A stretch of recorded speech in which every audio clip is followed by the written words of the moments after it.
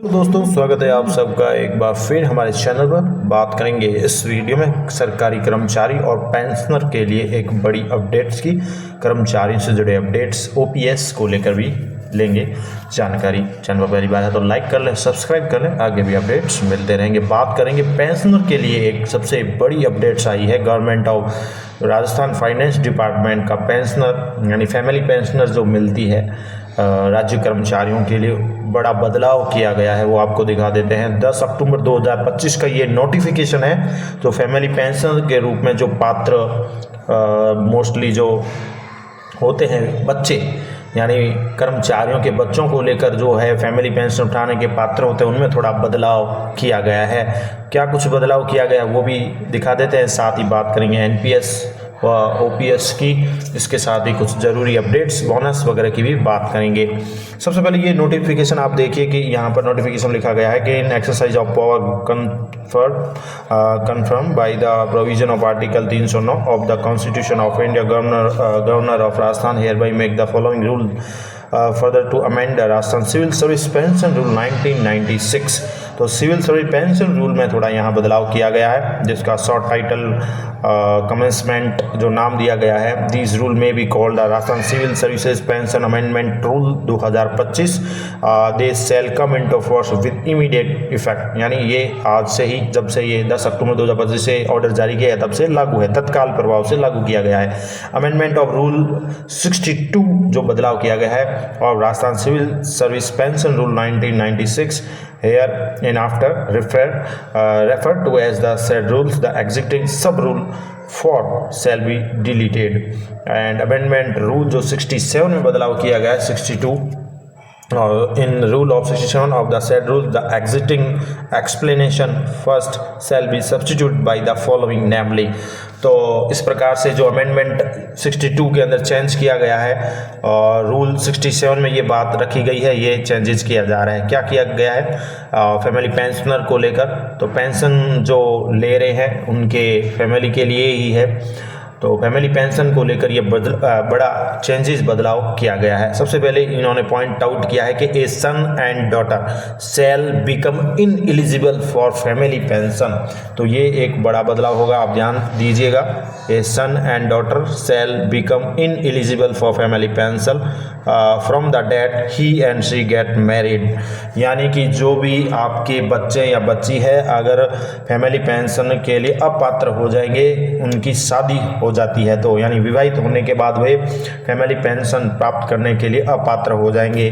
और यहाँ इनमें से दूसरा कंडीशन ये है कि अर्निंग उनकी जो है मंथली इनकम एक्सीडिंग रुपीज़ 12,500, यानी 12,500 रुपये से ज़्यादा अगर इनकम उनकी हो जाती है पर मंथ की, तो भी वो इन एलिजिबल हो जाएंगे। साफ लिखा गया है in eligible for family pension.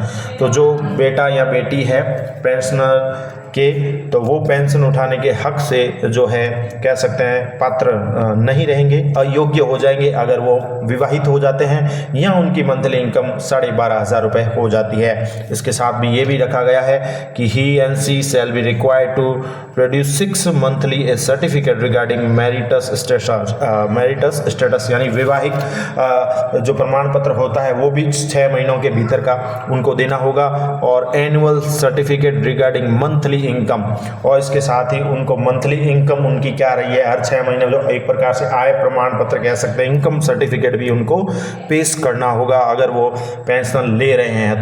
तो सन और जो डॉटर है अपात्र हो जाएंगे जो विवाहित हो जाएंगे या जो विवाहित हो गए हैं। इसके साथ ही अगर उनकी इनकम 12,500 रुपये पर मंथ है उससे ज़्यादा है, तो वो भी इन एलिजिबल हो जाएंगे फैमिली पेंशन के लिए, और उनको हर 6 महीने में एक सर्टिफिकेट देना होगा, अपना विवाहित प्रमाण पत्र मान लें, और साथ ही जो एक प्रकार सा मंथली इनकम जो है उसका सर्टिफिकेट उनको पेश करना होगा। Provided that in case of son and daughter suffering from a mental और फिजिकली डिसेबिलिटी, अगर कोई फैमिली पेंशनर प्राप्त कर रहे हैं कोई सन एंड डॉटर आपके एज ए गवर्नमेंट कर्मचारी के, लेकिन अगर वो बच्चे सन एंड डॉटर क्या है मेंटल और फिजिकली डिसेबल है, यानी कह सकते हैं विकलांग कैटेगरी के बच्चे हैं, मेंटली डिसऑर्डर वाले बच्चे हैं, तो उनके लिए ये रूल लागू नहीं रहेगा। उसके लिए क्लियर किया गया he her marital status shall not effect affect the eligibility of family pension. तो ऐसे बच्चों के लिए ये रूल लागू नहीं रहेगा अगर वो मेंटली फिजिकली डिसेबिलिटी कैटेगरी में आते हैं। इसके साथ ही बात करें तो दूसरा यहाँ पॉइंट आउट किया गया कि he and she will not be ineligible if his her monthly income does not exceed the total amount of ₹8,850। और दूसरा ये भी है कि वो भी इनएलिजिबल नहीं रहेंगे अगर उनकी मंथली इनकम जो है 8,850 से ज़्यादा नहीं होती है। और साथ ही डीएनएस रिलीफ जो पेबल होता है पेंशनर के लिए डीआर जिसे बोलते हैं पेबल, जो भी रेट है उसके अकॉर्डिंग। तो इस प्रकार से जो मेंटली अगर कोई सन डॉटर है फिजिकली डिसेबल है उनके लिए ये रूल लागू नहीं होगा फैमिली पेंशन प्राप्त करने में। वो अगर मेरिटस होते हैं यानी उनकी स्टेटस विवाहित होती है तो वो इन एलिजिबल वाले मैटर में नहीं आएंगे, यानी वो अपात्र नहीं होंगे, वो योग्य रहेंगे। साथ है यदि उनकी मंथली इनकम 8,850 से ज़्यादा नहीं है तो भी वो इन एलिजिबल नहीं होंगे। ये ऑर्डर जारी किया गया है। बात करें वित्त विभाग के द्वारा जारी कर दिया गया है ये ऑर्डर। ये फैमिली पेंशनर को लेकर बड़ा बदलाव किया गया। Government of Rajasthan finance department का 10 अक्टूबर 2025 का है ये ऑर्डर। अब बात करेंगे अगली हम ओपीएस वगैरह को लेकर। बात करें तो दीपावली बोनस को लेकर कर्मचारी संघों ने मांग की है कि बोनस में बढ़ोतरी की जाए और इसकी नकद भुगतान की भी मांग की है। राज्य सरकार द्वारा बजट घोषणाओं की क्रियान्विति नहीं किए जाने और लंबित मांगों की अनदेखी के चलते अखिल राजस्थान कर्मचारी संयुक्त महासंघ एकीकृत ने 20 अक्टूबर को काली दिवाली मनाने का ऐलान किया है और इस संबंध में 15 अक्टूबर को सभी जिला मुख्यालयों पर धरने प्रदर्शन को लेकर जिला कलेक्टर के माध्यम से मुख्यमंत्री के नाम ज्ञापन सौंपा जाएगा।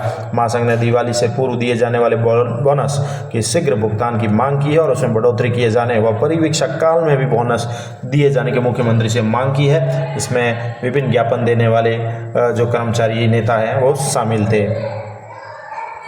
बात करें तो दीपावली से पहले लगभग 65,000 स्कूलों की मरम्मत और रंग रोगन को लेकर शिक्षा विभाग ने ऑर्डर जारी कर दिए हैं और मुख्यमंत्री ने मंजूरी दी है। जर्जर भवन के लिए लगभग 4,000 स्कूलों को 2 लाख रुपए प्रति स्कूल के हिसाब से मेंटेनेंस की मंजूरी भी दी गई है। तो प्रदेश की 65,000 सरकारी स्कूलों को दीपावली से पहले मरम्मत और अपना जो है रंग रोगन का कार्य करना होगा। मुख्यमंत्री के निर्देश पर राजकीय विद्यालयों का रंग रोगन साफ सफाई की जा रही है। बारिश से प्रभावित विद्यालयों का नया रूप हो सके इसके लिए उन्होंने 15,000 सीनियर सेकेंडरी स्कूलों को बॉयज फंड के माध्यम से रिपेयर करने के लिए कहा ऑर्डर जारी किए हैं। साथ ही 1,500 स्कूलों को स्टेट फंड से सुधारने का काम भी किया जा रहा है। मुख्यमंत्री के निर्देशों पर अतिवृष्टि प्रभावित 4,000 स्कूलों को 2 लाख रुपए प्रति स्कूल के हिसाब से मरम्मत के लिए मंजूरी दी जा चुकी है।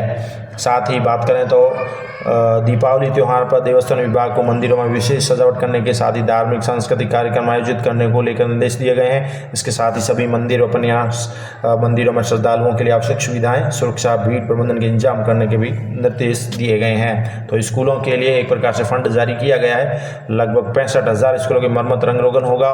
4,000 स्कूलों को 2 लाख रुपए प्रति स्कूल के हिसाब मेंटेनेंस की मंजूरी दी गई है सरकारी स्तर पर।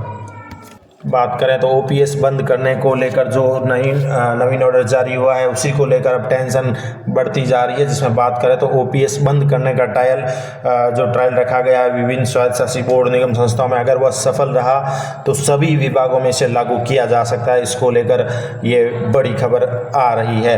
तो आर्थिक रूप से कमज़ोर जो बोर्ड की स्थिति है उनको जिस प्रकार से शिक्षा और विभिन्न विभाग जो है बोर्ड व स्वायत्त शासी विभाग है जो ऑर्डर वित्त विभाग का जारी किया गया था, अगर वो सफल रहता है यानी जो आर्थिक रूप से कमजोर बोर्ड हैं जो पेंशन देने में सक्षम नहीं है जैसा कि ऑर्डर में कहा गया था, अगर उनका ट्रायल सफल रहा तो सभी विभागों में इस प्रकार की जो है व्यवस्था की जा सकती है आगामी समय। इसी को लेकर कर्मचारियों में काफ़ी निराशा की भावना है क्योंकि ओपीएस लंबे संघर्ष के बाद लागू किया गया था। अब दोबारा सरकार ओपीएस बंद करने की ओर जा रही है तो ये कर्मचारियों के लिए काफ़ी दुख भरी ही खबर है।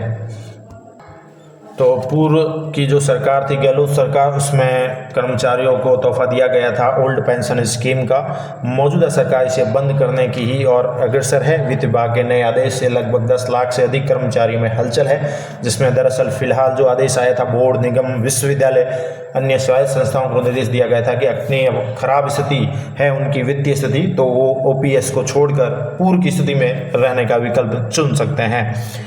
और साथ बात करें तो पूर्व में तो अनुदान देती थी सरकार, अब कह रही है कि संस्थाएं खुद अपना बोझ उठाएं। कर्मचारी इसे ओपीएस बंद करने की ही शुरुआत मान रहे हैं। सरकार इस कदम के बाद कर्मचारियों में काफ़ी निराशा है और प्रतिक्रिया देख सकते हैं। और देखें तो भविष्य में ओपीएस पूरी तरह बंद भी की जा सकती है। हालांकि सरकार का कहना है कि यह विकल्प पहले भी दिया गया था, जिसमें संस्थाएं खुद तय करती थी कि वे ओपीएस में शामिल हो या न हो। इस संबंध में होने वाले खर्च को भी वह खुद वहन करे। कर्मचारियों ने बताया कि जिन लोगों ने पहले जीपीएफ में राशि जमा करके ओपीएस के लिए आवेदन किया है, उनके लिए यह आदेश असमंजस पैदा कर रहा है। वित्त विभाग के 24 मार्च 2023 के आदेश के संदर्भ में यह कदम उठाया गया है। जिन संस्थाओं में प्रशासनिक स्वीकृति के बाद ओपीएस लागू कर लिया था और कर्मचारियों से विकल्प भी ले लिए थे, वे अब भी अपनी स्थिति पर फैसला कर सकती है। कर्मचारी संगठन का कहना है कि हम इस आदेश का विरोध करेंगे, कड़ा विरोध कर रहे हैं। संयुक्त महासंघ के प्रदेश अध्यक्ष का कहना है कि ओपीएस के स्थान पर एनपीएस की बात सोचना भी उचित नहीं है, इसका विरोध किया जाएगा। अब बात करें तो अब जीपीएफ का पैसा एनपीएस में देना होगा। कुछ कर्मचारियों से ओपीएस के नाम पर पैसा जीपीएफ में जमा कराने को कहा गया था, उन्होंने जमा करा दिया। अब एनपीएस की बात लाकर जीपीएफ से पैसा निकलवाना होगा और एनपीएस में जमा कराना होगा, यानी जीपीएफ संबंधी सुविधाओं का भी नुकसान और एनपीएस में जितने समय तक पैसा जमा नहीं कराएगा उसके ब्याज का भी नुकसान। ऐसे में यह फैसला लागू हुआ तो कर्मचारी को दोहरा नुकसान होगा। और पिछली सरकार में लाया गया था नियम, जिसमें पिछली सरकार ने ओपीएस लागू करने के बाद अगले बजट में संस्थाओं में भी ओपीएस लागू करने की घोषणा कर दी थी। उसमें कहा गया था कि वे भी ओपीएस लागू कर सकती है, पर उसके संबंध में जो भी राशि जमा होगी उसका भुगतान संस्था ही करेगी, सरकार नहीं। ऐसे में कुछ संस्थाएं जो सक्षम थी उन्होंने ओपीएस लागू कर दी, वे लागू ही रहेगी। जिन्होंने लागू नहीं की, माली हालात ठीक नहीं है यानी वित्तीय स्थिति ठीक नहीं है, उन्हें विकल्प दिया गया है। ओपीएस हटाने वाली कोई बात नहीं है, ये कहना है प्रमुख सचिव वित्त विभाग का। बात करें तो असल में सरकार ने संस्थाओं को कहा था कि ओल्ड पेंशन स्कीम जो ओपीएस में शामिल होने का खर्च वे खुद उठाएंगे, जिसमें कई जो संघ है जैसे तिलम संघ है, आरटीडीसी और रोडवेज जैसी संस्थाओं की वित्तीय स्थिति काफ़ी कमजोर है। बावजूद इसके सरकार उन्हें अनुदान देती रही है और उनके कर्मचारियों को वेतन पेंशन का भुगतान करती रही है। ऐसे में यदि ओपीएस की राशि का बोझ संस्थानों पर डाल दिया जाएगा तो यह सरकार के कर्मचारियों के साथ अन्याय जैसा ही लगेगा। कर्मचारी संगठन इसे गुपचुप तरीके से एनपीएस में स्थानांतरित करने का भी प्रयास मान रहे हैं। तो ये तमाम तरह की अपडेट थी। आपका क्या कहना है, क्या ओपीएस पूरी तरह से लागू हो पाएगा या फिर दोबारा एनपीएस की ओर जा रही है सरकार? कमेंट